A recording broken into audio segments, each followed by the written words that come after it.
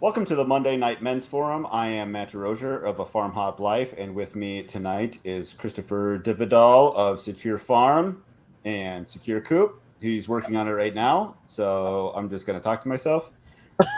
Tonight we're making we're talking about making money.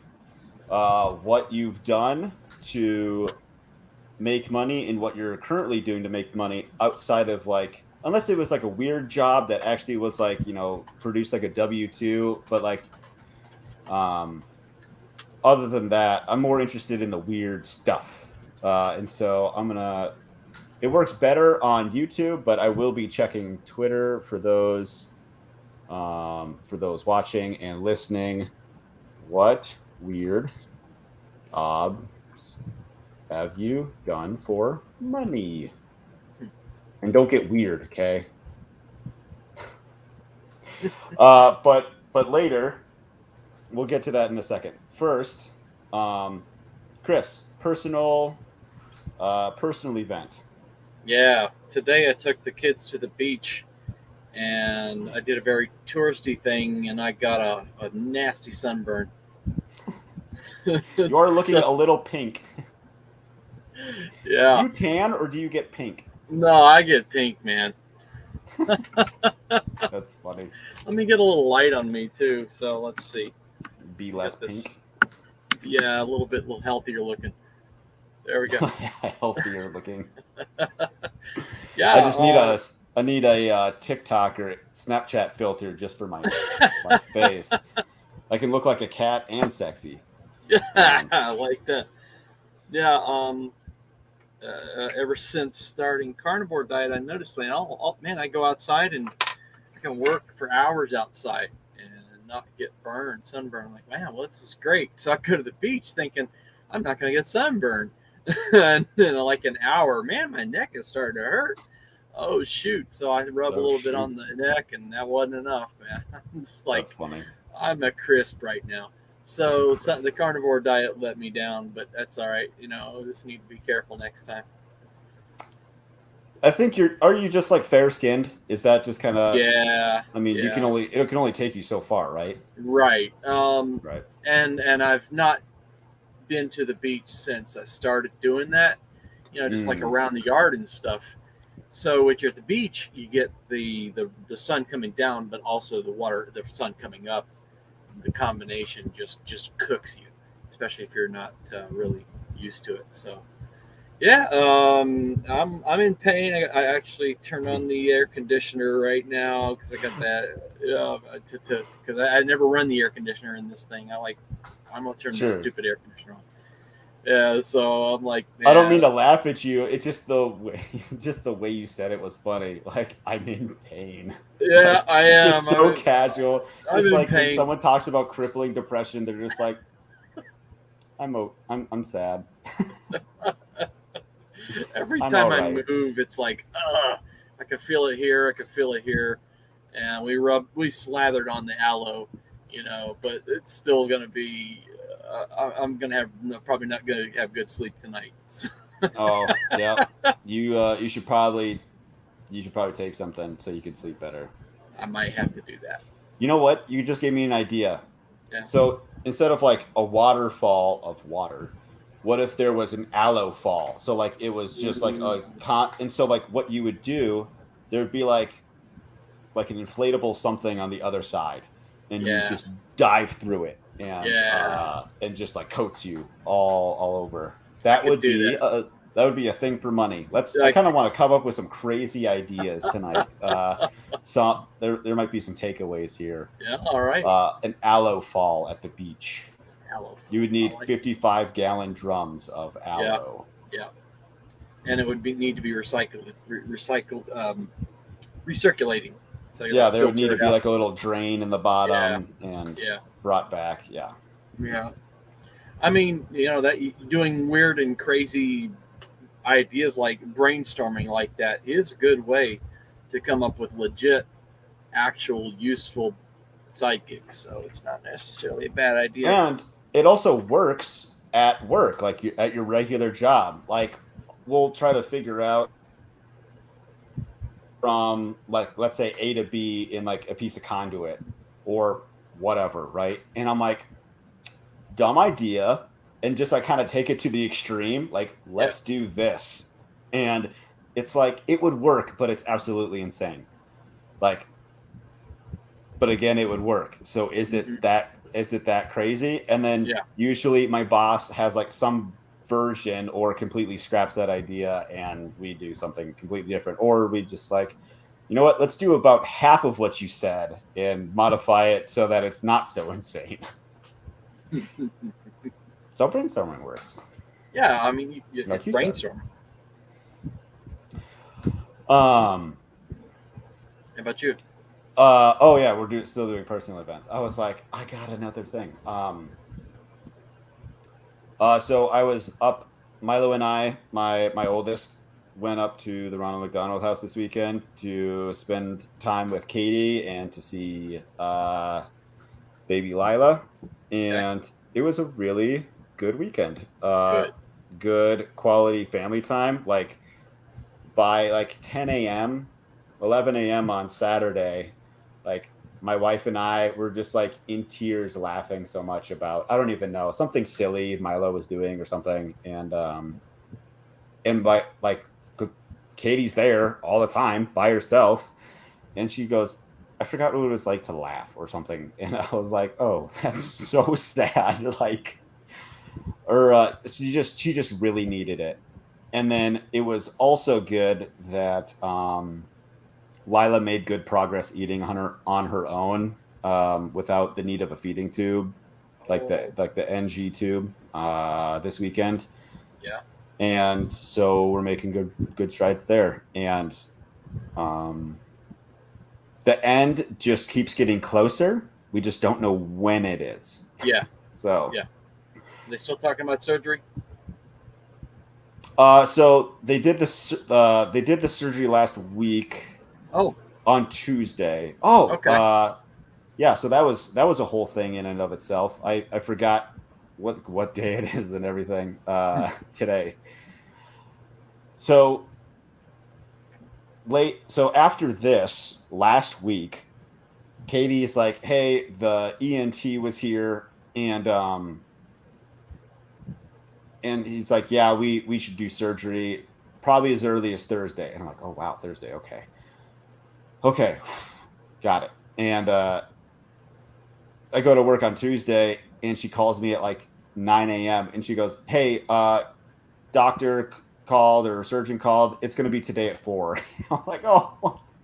And Wow. so I didn't even have time to tell my parents that she was even having surgery because like, you know, found out late the night before. Yeah. And so like and they were of course in separate areas. And so like I called my mom. I'm like, "Hey, got news. It's not bad, but it is urgent." And same thing to my dad, and surgery went really well. The in and out in 45 minutes. Wow. So like No so kidding. like the surgery deals with the epiglottis, which is the little U-shaped. Here I am. U-shaped thing. Well, it's not supposed to be U-shaped, but it's a flap that goes over your airway. And hers is very dished when it should be flat.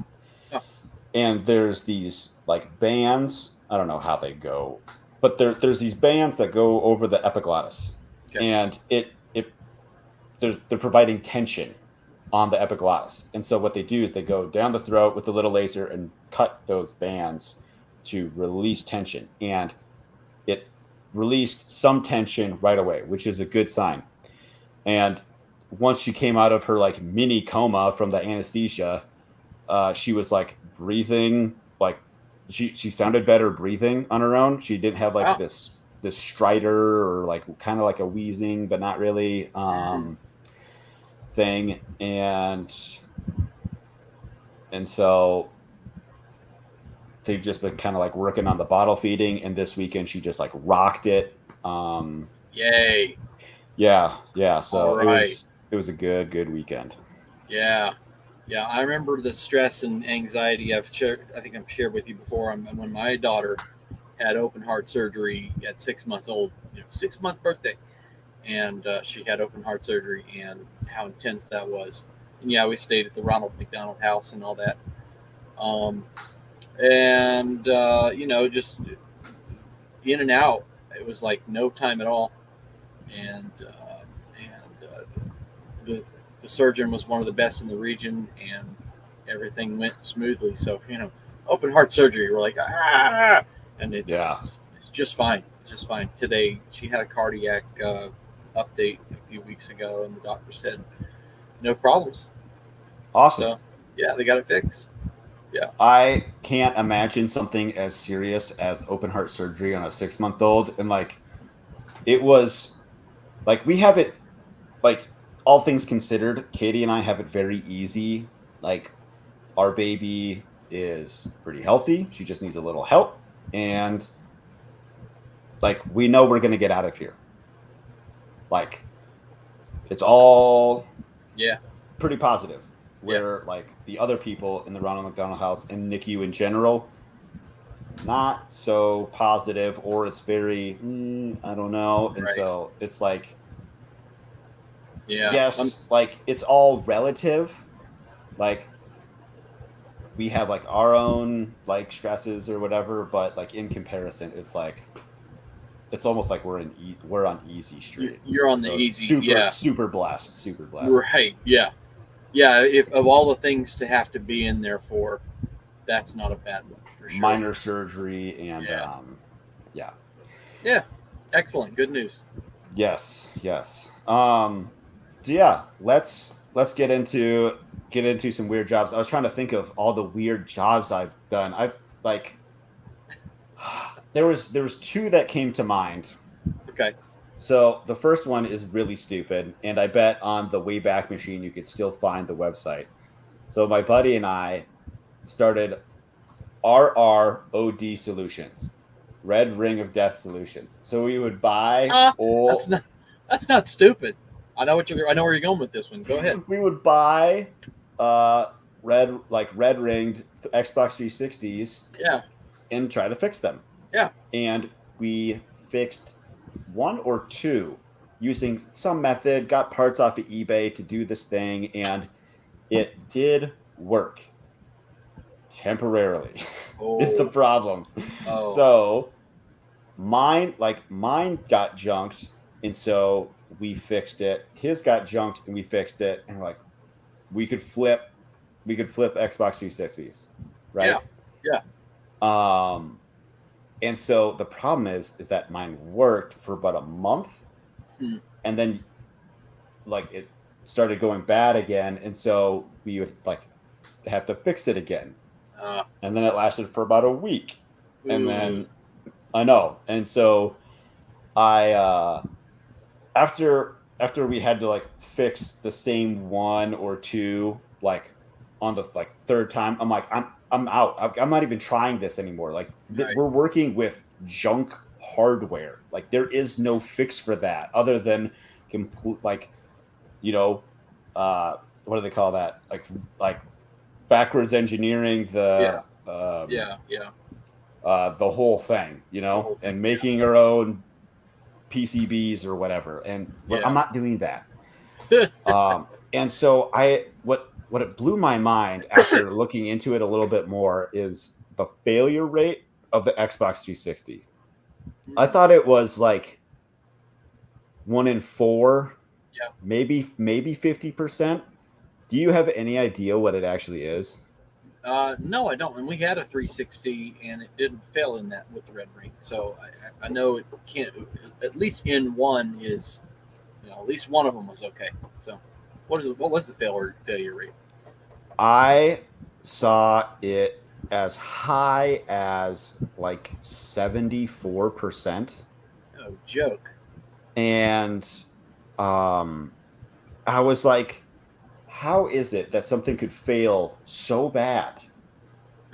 I'm seeing another report here of 54%. So that's still high. I don't know how something could fail so bad and there isn't a class action lawsuit that follows it. You know what I mean? Yeah, that's a good question. Yeah. That's a $399 system.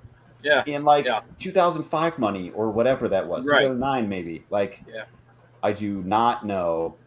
here we go. This the 54% is from 2012. So whatever, 2010-ish. That's insane. That is. Probably because it's Microsoft. Like, what are you going to do? But like, Yeah. there's class action lawsuits against Ford and GM and whatever. So like, so outrageous that people should get their money back for a. Yeah.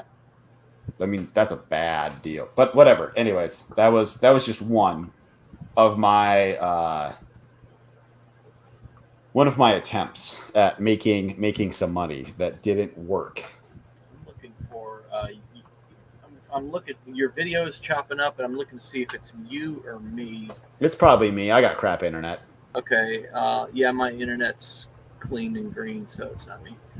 All right. Yeah, but anyway, I was gonna say about your project. I wouldn't say that's stupid, and definitely not weird. You were onto something, and you start to think of in that direction in life, and then sooner or later you can hit the right combination. But you're onto something. If you had a fix that actually would work, and you could make a as you start to get the practice with it, and get your labor down, your labor costs low, your time invested low, and find the right price for it, you could have made some good spin with that. So yeah, it was the thing. The basis was there, but just wasn't gonna work, and that's okay. I found I found the old website. ah, If you're here, you're frustrated. Here at RR, I don't know, Red Ring Death Solutions, apparently, we are fully understand that. We were once victims ourselves. That's why we're going to work hard to get your Xbox 360 right back to you. that's not bad. That's not bad.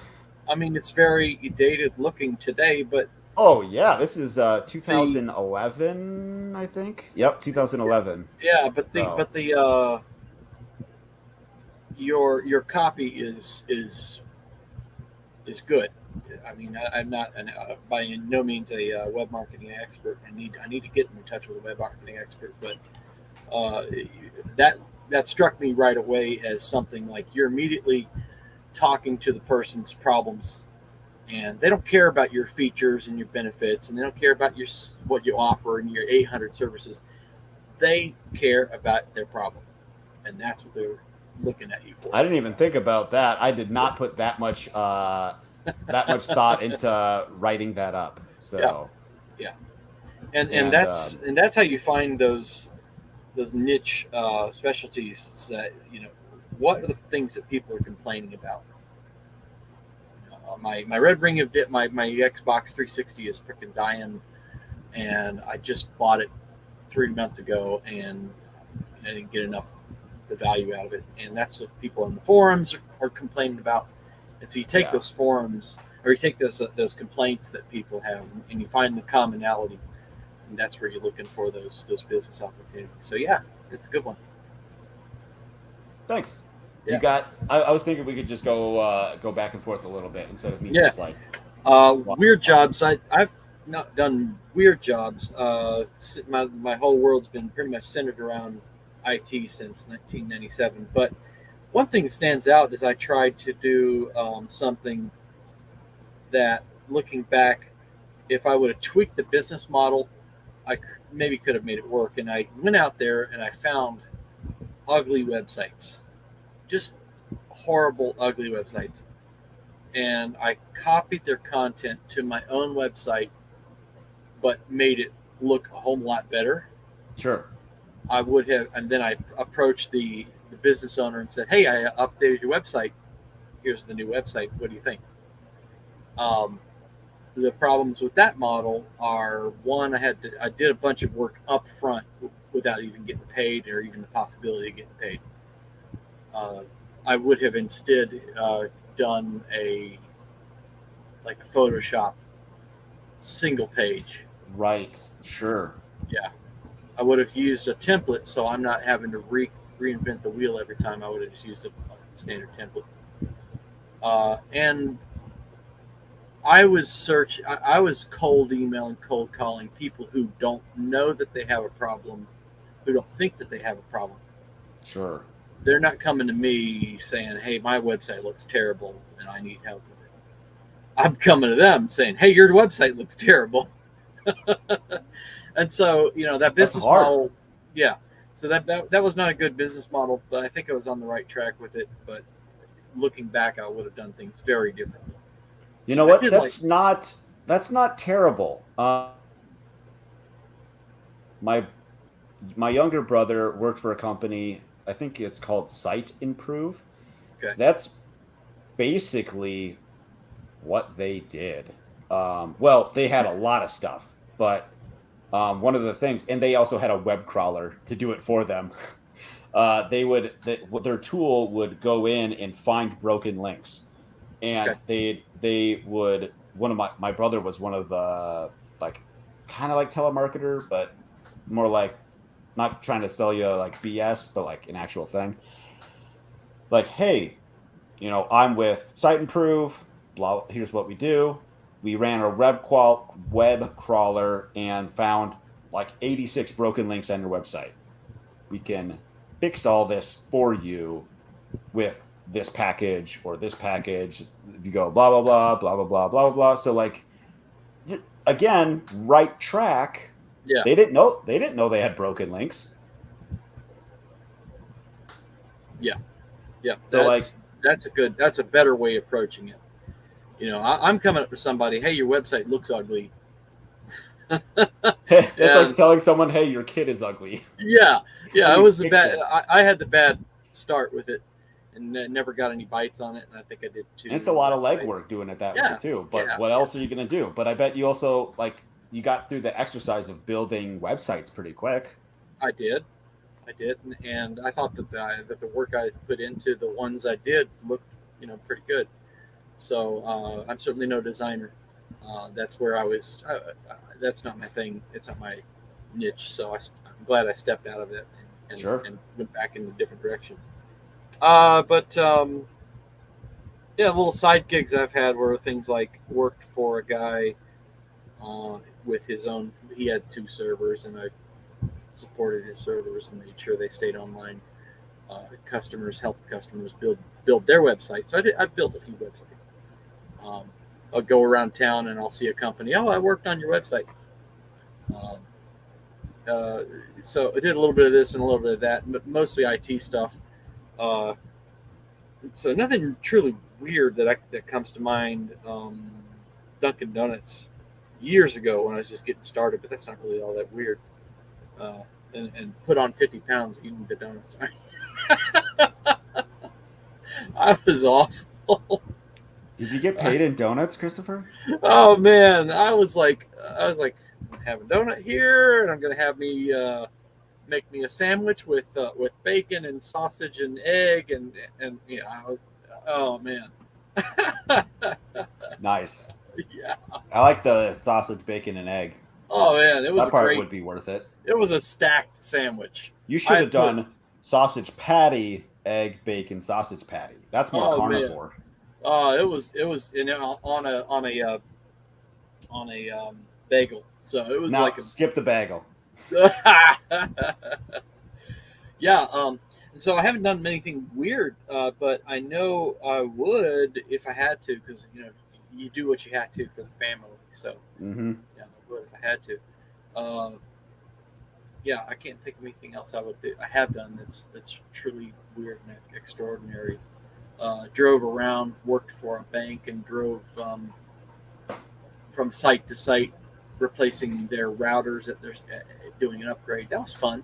That was a lot of fun. I took my wife with me sometimes, and we went, throughout southeast Alabama and stayed in hotels. And we had no kids at the time, so and I got to go walk behind bank branch doors and night and be in a bank, and that was fun. It was neat. Nice. Yeah. Sounds like a lot of you, I think you prefaced this, but like a lot of your stuff was very structured. Like there wasn't much up until Secure Farm. There hasn't Yeah. been a lot of like entrepreneurial whatever.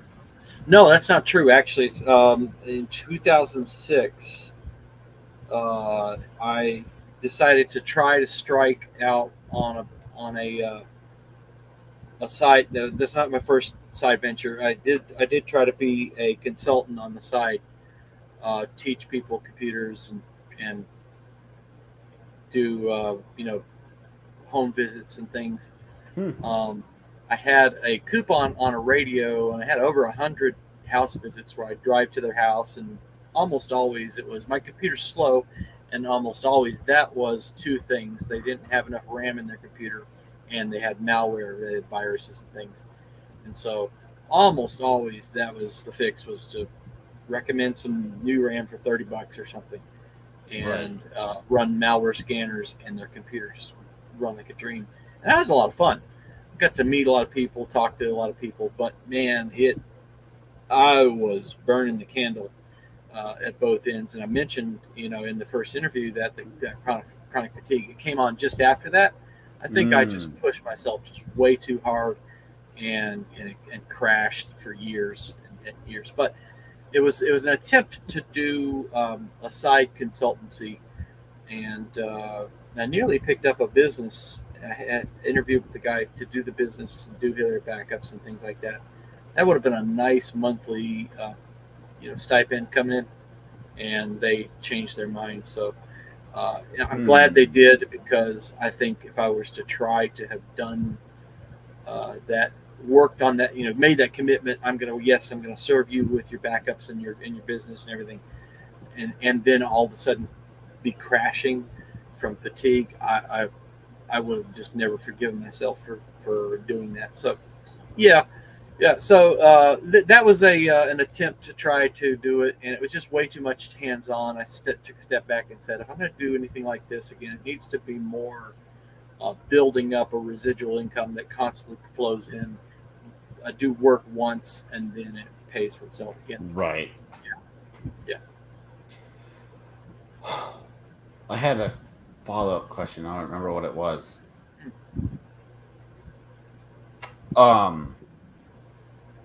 The other odd one that I tried to do, I met a buddy through school when, like, before I dropped out in technical college. We would just work on like projects, to like electrical or like electronic projects together.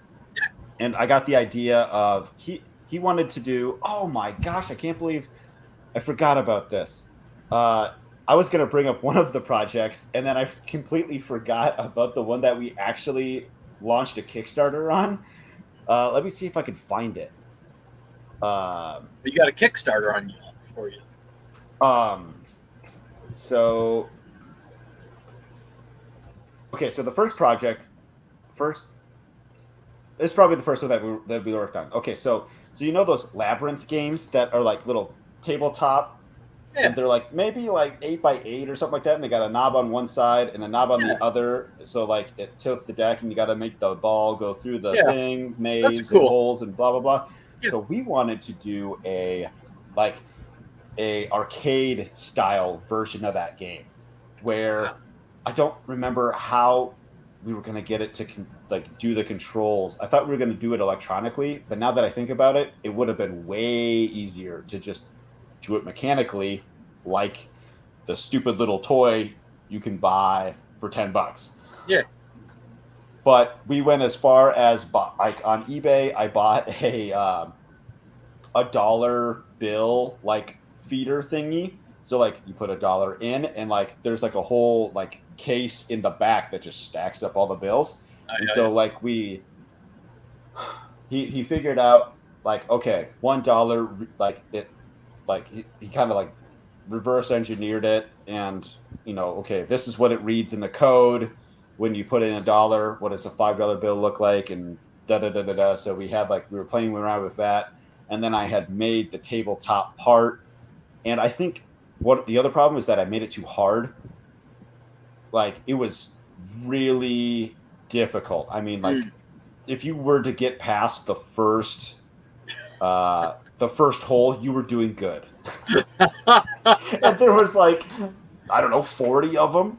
And okay. So there was an issue with that. There was an issue of getting the game to recognize when the ball was like fell through the hole. We were talking about doing like contact sensors between the holes. Now that I think about it, there almost should have been like a little plate in the bottom or some sort of like sensor to like when the steel ball bearing dropped, it recognized that it was like a knock, and it like triggered like, okay, send up a new ball. And then that was the other thing about the mechanics of like, okay, do we have like this little like have like a little robot arm that like swings the ball, brain here, go this way, it like swings up and dumps the ball and feeds the game again, just like it does it automatically. Like there was like a whole mechanics aspect to that, and it just all these little things got too complicated, and we were just like more like dinking around on the side. But my cousin's husband like service, like the company that he worked for, he was like number 2 in this company. He serviced, arcade games in bars, and so he like that was kind of like my contact to actually put a game in a bar. And he said like, yeah, I probably have a couple bar owners that would be interested in putting like a different kind of game in their bar. And it just, I was like the Steve Jobs where I just come up with the idea and he was the Wozniak. And so like that wasn't very fair. I'm like, I'm not a good coder whatsoever. But I was just like, hey, what about this? Right. And so it was just, it just all just kind of like fell apart. It was a good start, and it fell apart. It was fun to dink around with it. Oh my gosh. We have, it's still on YouTube. We have a. Okay, let's see if I can share this video. All right. I have no idea if this is actually going to work. Share screen. This one. Let me know if it share system audio. Share. Okay, let's see if this works. Look. Hi, I'm Jonathan. And I'm Matt. We're lifetime electronics hobbyists. Is this working? Can you hear this? Yeah. Okay. And open source advocates. We want to introduce you I to paid $500 for LED this table video. tennis game displayed in one dimension. We're very close to shipping, but we need your help. By backing our product, you'll be helping with manufacturing and product compliant costs. Our game is like table tennis, but the ball is made of light and gameplay occurs in just one dimension. Here you see player 1 serving the ball to player 2. Player 2 can return the ball at any time by pressing his button, as long as the ball has crossed the halfway mark. If player 2 tries to return the ball before the halfway mark, player 2 loses his turn. The closer that player 2 allows the ball to get to his goal before returning the serve, the faster the serve is returned. This way, risk is rewarded, which makes gameplay more exciting. Once either player has scored 7 points, that player wins the round and a celebration sequence is displayed on the game board. Then the ball is returned to the winner to start a new round. These rules make for a fun gameplay experience. What if you thought of a different set of rules and wanted to implement them on the game? You're in luck because you're able to plug the game into your computer and upload games that you create.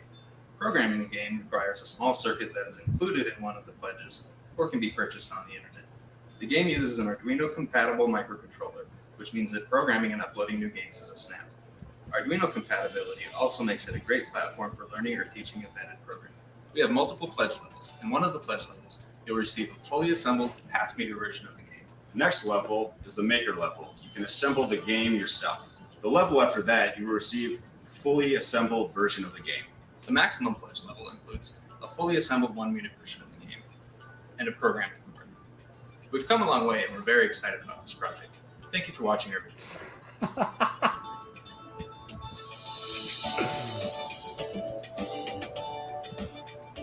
It's actually kind of neat. And did you actually, you never finished that? It did not get funded 100%. Okay. so um, we were asking for, I think it was like $20,000, like to have it funded. It was because it was a lot of work to make the things. Like we were working out of his garage. Yeah. I can't believe, what year was this? 2014. Okay. We were working out of his garage, and we just bought like some like Home Depot wood to like, you know, do the prototypes and whatever. And we timed ourselves like how fast we could make one, and then like, okay, it takes this long to just cut all the wood, router the pieces, and then like, okay, and then I try to get like a better source of wood so we could just like, okay, what if we had to make 1,000 units? Like, what would that look like? Yeah. And that, like that, I should have just dumped that guy and went with somebody else because he was a pain in the ass to get a hold of, if I remember. And oh man, it just didn't get funded. We gave one or two or like three of them away, like on Reddit. It didn't get funded, and then oh man, now I remember the blunder. It failed spectacularly because so we got a bunch of so people could submit their email and enter a chance to potentially get get one for free. And we did give one or two away through the thing. And on a follow-up email, I wasn't using like MailChimp or anything like that. I was just doing it through Gmail. Okay. We had like almost 1,000 emails, and on the first, I was like, hey, we gave away the things. Sorry, but if you want one for purchase, even though the Kickstarter isn't whatever, like it didn't get funded, here's where you can go and buy a thing. I put it all in the BBC line. I intentionally put it in the BBC, all the emails. And Gmail's like, you have a 500 email list limit. Okay. Select them all, delete, copy roughly half, put them in, hit send. I didn't put it in BBC. Oh. Whoa. Immediately people were replying, or like, what the F, blah, blah, blah, dude. Like, I had like a mini panic attack. I'm like, oh my. And like, you don't get screw ups like that. They just like, you do something like that, you're done. You're just done. And I like texted my buddy. I'm like, you gotta like put up like a follow-up email. Like, I feel like I'm going to throw up. And people were just like, I am so pissed off. Like, we all should get free blah, blah, blah, because you blah, blah, blah. And like, people are like, finding me like on my like personal Reddit account at the time. Like, dude, I'm like seriously pissed. Like, and no, you could have recovered from that. And probably the way you could have recovered from that would have been a very big challenge, because you would have had to probably had to start over with a brand new mailing list. But I think you could have, and a new name. Yeah, new name. I don't know, but a new mailing list for sure. That's a tough one. That's a tough one. Yeah. Man, I forgot about that. Yeah. So Man, that was wild. The lesson learned, and you do it. So we talked about brainstorming weird ideas. We talked about finding the pain that people are having, and we talked about Kickstarter. When you said Kickstarter, that jogged my memory, because one of the things I've learned in trying to start my own business, my own side gig, is to know whether you have product market fit. And Kickstarter is a good way to know whether you have product market fit. Mm-hmm. And it's an excellent way to, when you set a goal, You say, I'm not going to sell this thing until I reach this goal.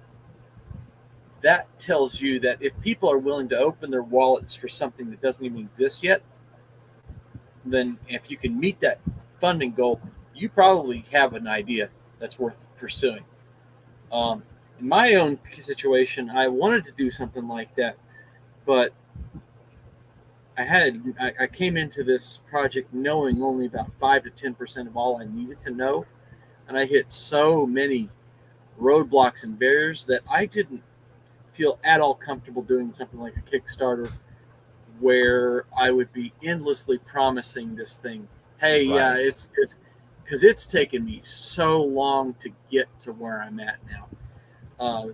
The next one, though, I am seriously thinking about doing a Kickstarter to gauge the product market fit. The other For problem I had- SecureCoop? yeah, not for SecureCoop, for something other that would maybe use the same core. Because now that I've got that core developed, I can take it and change the accessory and change the add-on. You kind of have like proof of work. Yeah. Look at this. Yeah. We got this additional thing that works with this thing. Like, Exactly. you know what I'm capable of. Now Yeah. here's this. Yeah. Now here's this. That's a good way to do it. And then I won't have as much of a wait time to make it happen.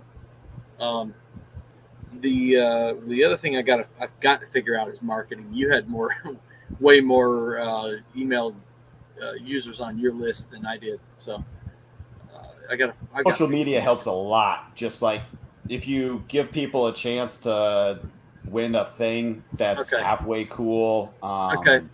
Yeah. I might do that. I mean, I just like blasted it across like Reddit and Imager, and I don't know what else I was on at the time, but those were the two I was really big in. Yeah, I've got a Reddit account, and I just don't use it. I don't anymore. It went to crap pretty good. Yeah, like in the last couple of years. Okay, Reddit did. I think so. I think it's a dumpster fire, but people say that about Twitter too, and I actually have found like this really cool pocket of people on Twitter, and that's where like 75% of my like interviews come from. So it's all what you make it, I guess.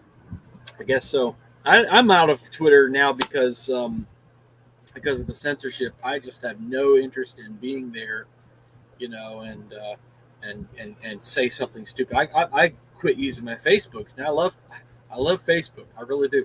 Really enjoyed it. I get a lot of good content there. Great friends, people I know, talking regularly.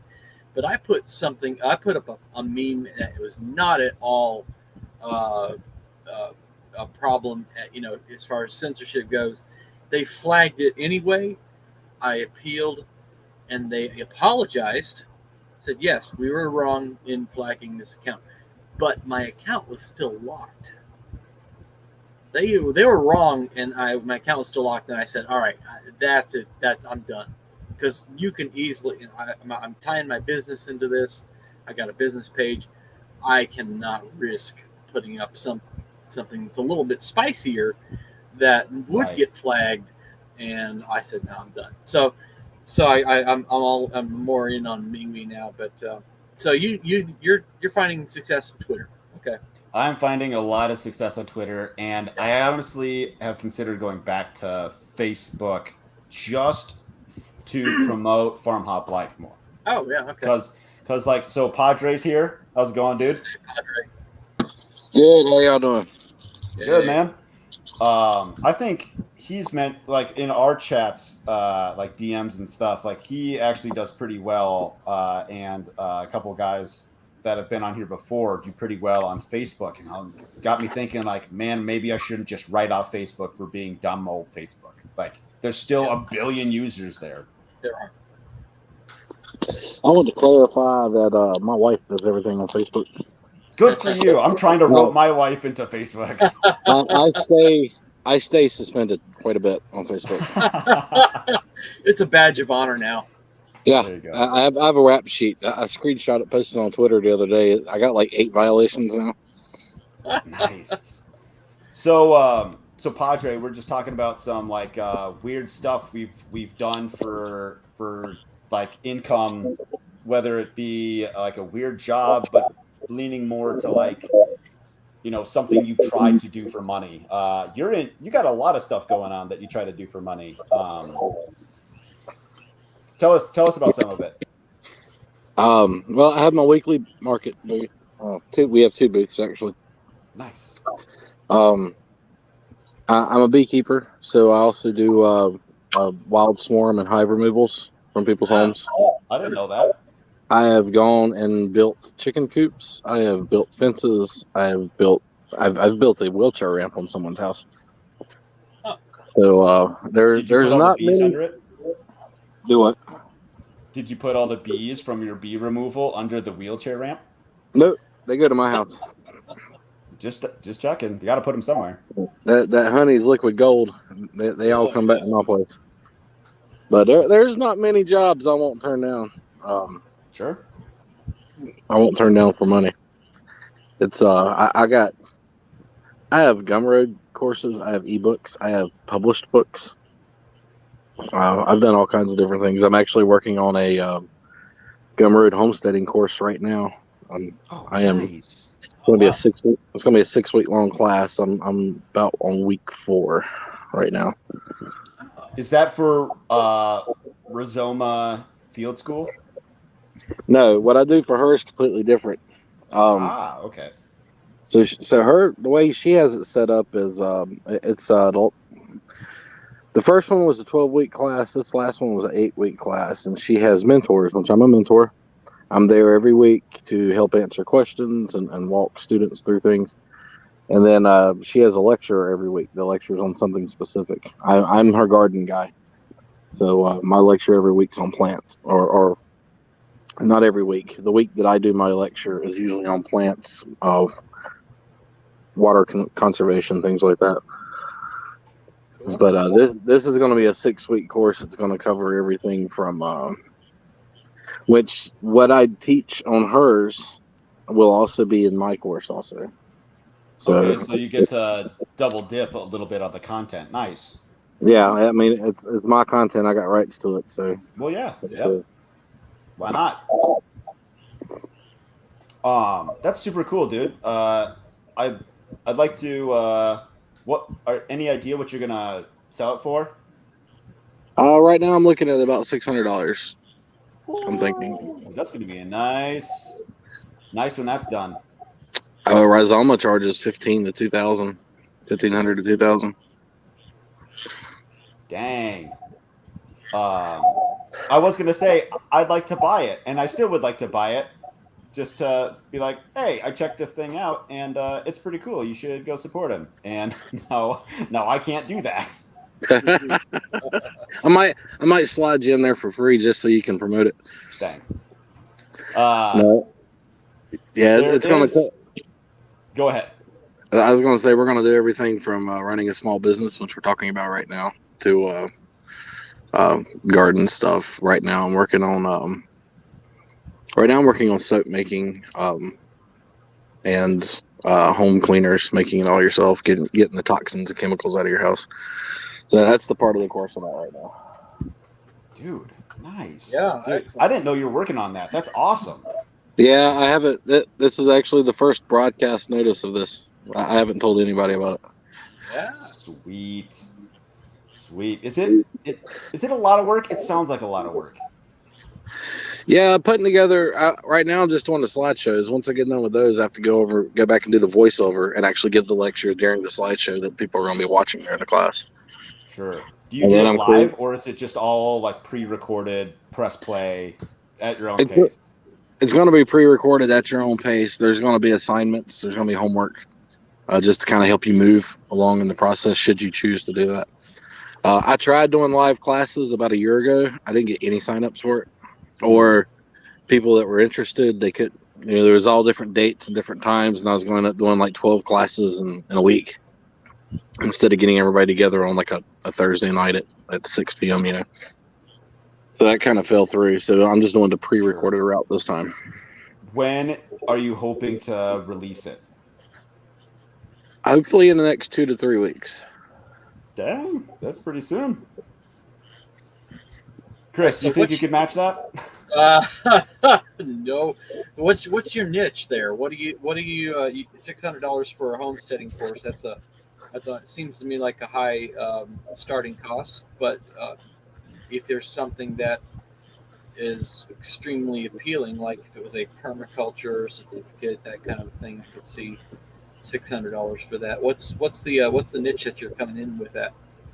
He's like, where do you get off? Right.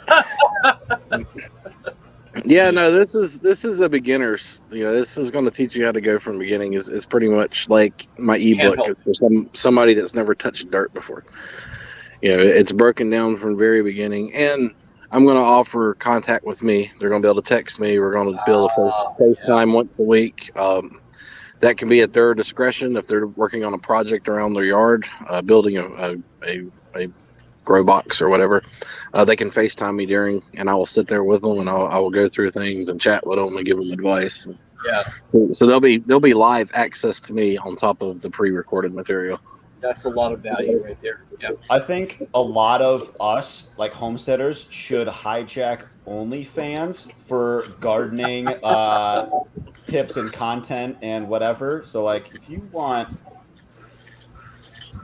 hot and heavy gardening, hit up Padre Homestead.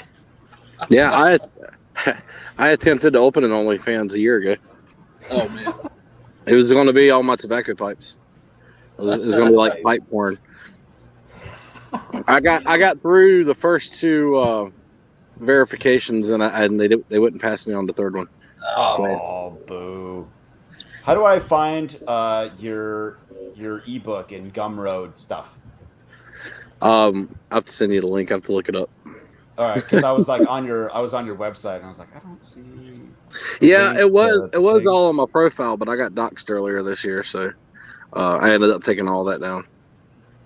Like, I mean, how is that different than like doxing? How like with your like home address and stuff? Oh, yeah. Oh, okay. Yeah, my business information, everything. Huh. Well, hopefully that doesn't happen from the interview we did a couple weeks ago. It's like I said, I'm not hard to find if you really want to look for me. Sure. But I just made it harder to find. Like, you're actually gonna have to put some effort into it. And eventually, once all that blows over, which it seems like it pretty much has, I'll start putting that information back out there again. Are you still dealing with crap from that, or is it pretty much gone? No, I haven't now in probably a month and a half since my last death threat or really bad message.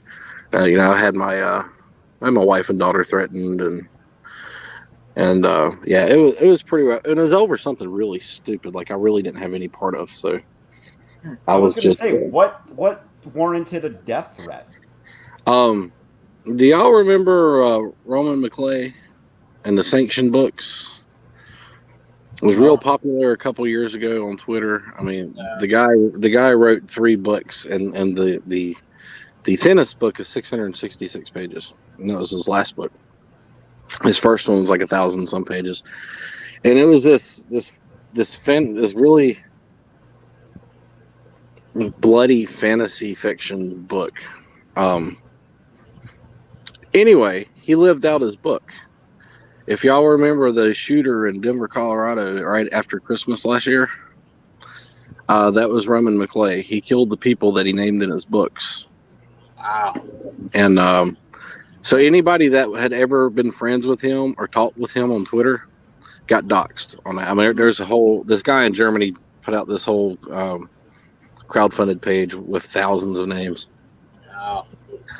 And I hadn't spoken to the guy in over a year before he went stupid and did that crap. But anyway, my name got on that list, and it was not fun for a little while. Weird. That is so weird. Yikes. Yeah. Well, So is it Sanction? you know- Is that what you said? Author of Sanction? Yeah, Sanction the book. Gotcha. Okay. Yeah, when he did what he did, it got pulled from Amazon. It got pulled from everywhere that book was sold, and his website got taken down by the host. And Intense. Weird. Weird. That took a weird turn. Thanks. Yeah, you're welcome. No, I'm a living example of cancel culture. Yeah. Wow. I guess so. I got doxxed and they tried to cancel me over somebody I hadn't talked to over a year because they did something stupid. Can I ask what was your affiliation with them? Even just exchanged like a tweet, like nice meme. Yeah, I followed him on Twitter. He followed me on Twitter. He retweeted some of my stuff. I retweeted some of his stuff. That was it. That was the only connection. And you're wondering why I'm not on Twitter. Well, I think it's pretty much any social media. But oh yeah, it's getting awful. Huh. It's getting, so my business has a Twitter page. I am not connected to that Twitter page whatsoever. So it's I separated myself. Facebook. The reason my wife does everything is because I stay in trouble. I make a lot of people mad. Fair enough. Even though we discussed your real name and your Homestead website and all that, and I'm not. The biggest mistake anyone can make would be actually to show up here. I hear that a lot of my guests that stay relatively anonymous. Yes, but they can ruin your life from half the world away. So what are they going to do? Fire me from my job? That's true. I work for myself, so I mean they can call me and complain about me all they want to, but I'm not going to do anything about me. So here's another side thing that is tying Padre and I together. He's working on some designs for me. Well, he's actually done the designs. I am working with 5. I haven't announced it yet, and this isn't even a formal announcement. This is just like, hey, we're talking about weird jobs we've done for money, or things. It doesn't even have to be weird. Just like, what have you tried to do for money or something? I'm working with 5 people that I have interviewed to produce something of value. And I'm just going to say that much for right now. Next, I guess it's already August. Probably in a couple weeks, I'll have something more ready to announce. So it's been pretty cool. And we've made a lot of cool stuff so far already. So excellent. So Chris, a Paul Wheaton kind of a thing with his labs. No, video. No, it's something way simpler. And I'm just going to leave it at that. It's simple, but it's going to be fun, and hopefully, I believe that it's going to do very well. So, Chris, this is a good opportunity for you to plug what you're currently doing and how hard you're working on it, and I want to the dollar how much money you've already put into it. Oh gosh, oh man, I don't have to the dollar. I'm gonna say it's like 15,000-20,000. Whoa! Yeah, I did not expect that. Yeah. A lot of it was money spent on developer help. Hey, this is not working, and I'm desperate here. I need your help. So, hiring some guys to help me with the development. And so I got the guy working on the app right now. Some final tweaks. This thing. Yeah, the FarmHopLife rocks coupons there. You get for SecureCoop. And so I got the developer in Germany is working on the app to bring it home. I did most of the work on the app, but just hit some roadblocks with it and said I need a pro. Yeah, there it is. This. And, yep. And so I'd love to have an actual picture instead of that ugly mock-up, but that's what you get for right now. You spent $15,000 to $20,000 and you couldn't have a better mock-up? I know. Isn't that embarrassing? Yeah, it'll happen. It'll happen. You should hire Padre to do something for you. I've got a guy I know who's a video editor. He's going to do the video for me. So, we're going to get there. Yeah, I was heard on the survival podcast. I don't remember that. That yep, that's the recording. So, that's coming along right now. This week, I was doing the database backend to make sure that's super reliable, super failover and replication happens 1 second failover. So, like, you make a change on the one database and it crashes, everything up to that last second is immediately copied over to the other server. So it's super reliable, super solid. I'm approaching this like a multi-million-dollar IT system, but I'm using that technology and those principles to protect the flock. So That's why I can give a guarantee that if something happens to your flock that I don't warn you about, and you lose your flock, I will replace your entire flock, up to 20 birds. So, yeah. What if I have 2 flocks of 20 each? You buy 2 SecureCoops. I'll do 2. Nice. Yeah. All right. Do I have to have them installed, or can they just be in my possession?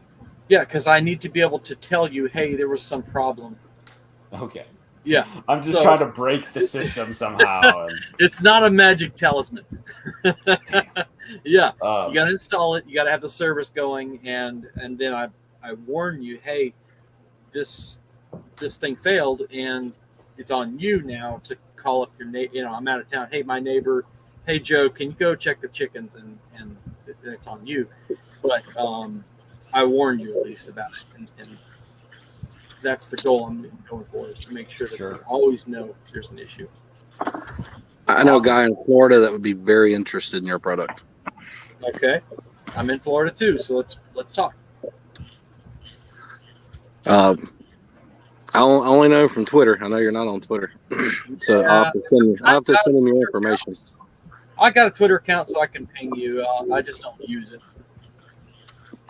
He's designing his very first coop, and he is a very, very technical person. He wants everything automated by computer, wired, from feeding to watering to coop doors to. Yeah. So that's what he's going for. That's the way to do it. Matt, you might know him. It's Libertarian Democracy. I don't think I have come across him, but I am going to look for him now.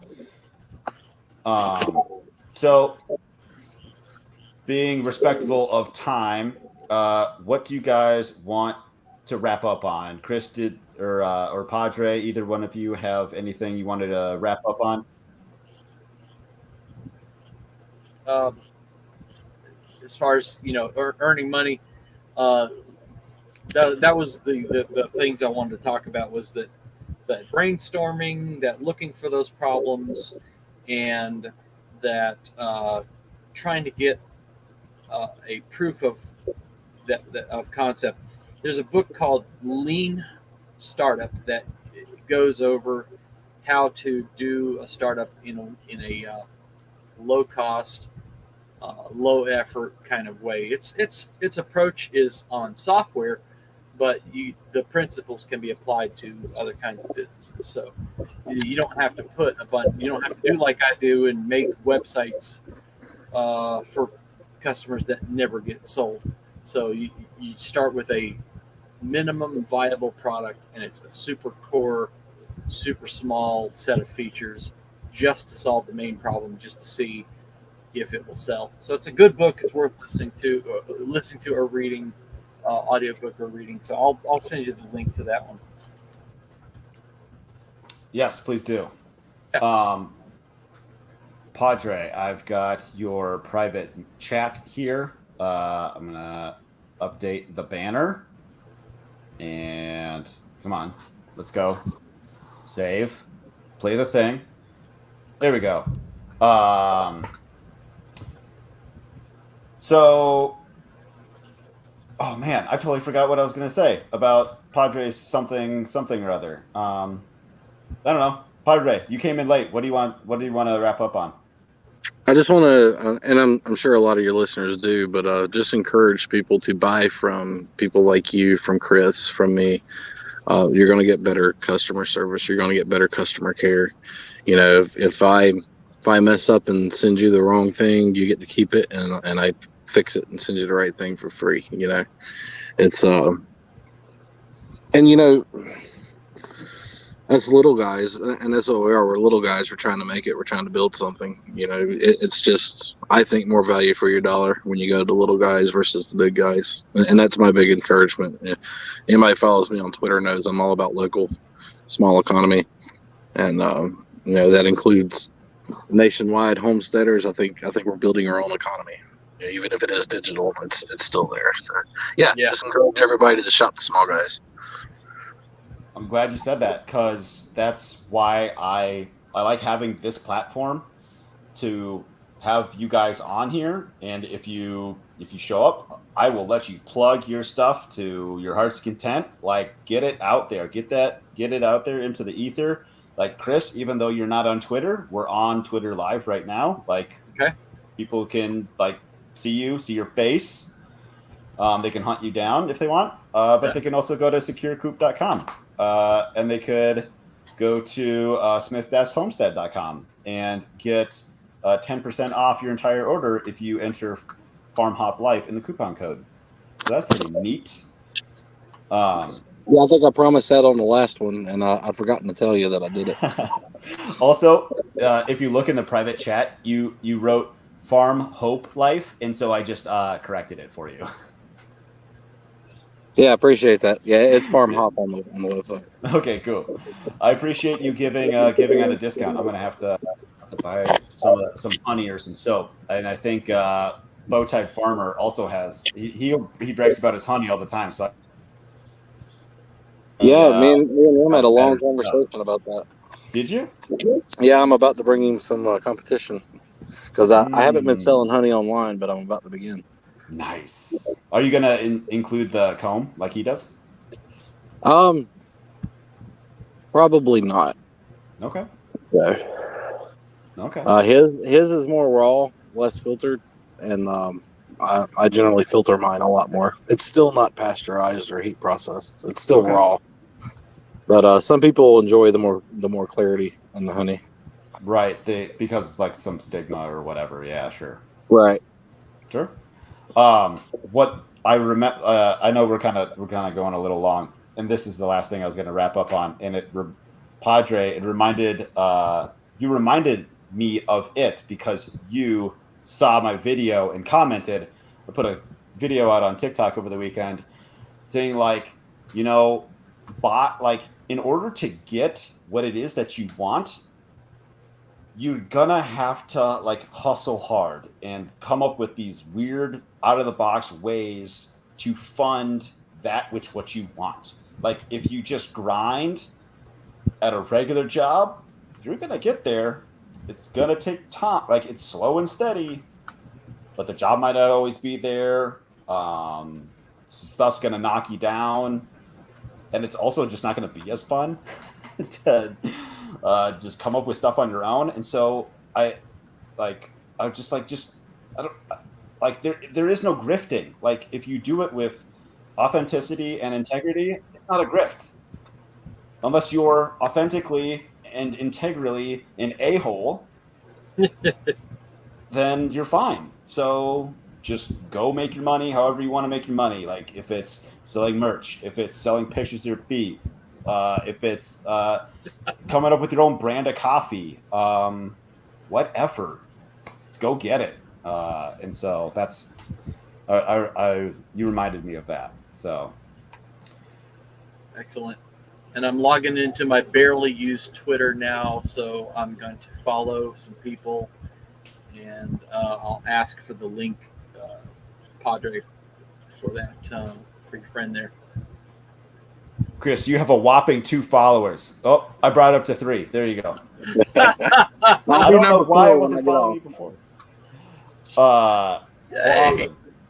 Well, hey, let's go around again real quick. We got Chris. Chris, say your stuff. Yep. SecureCoop.com. Use the coupon FarmHopLife and get a coupon. I forget what it is. It's like $20 or something. But that can be combined with other coupons if you're on the Survival Podcast member support grade.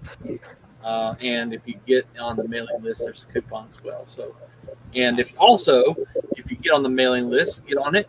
I'm going to send you a free ebook on coop protection. Nice.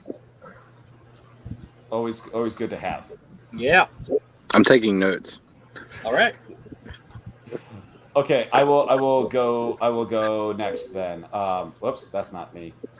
Where's me? Here I am.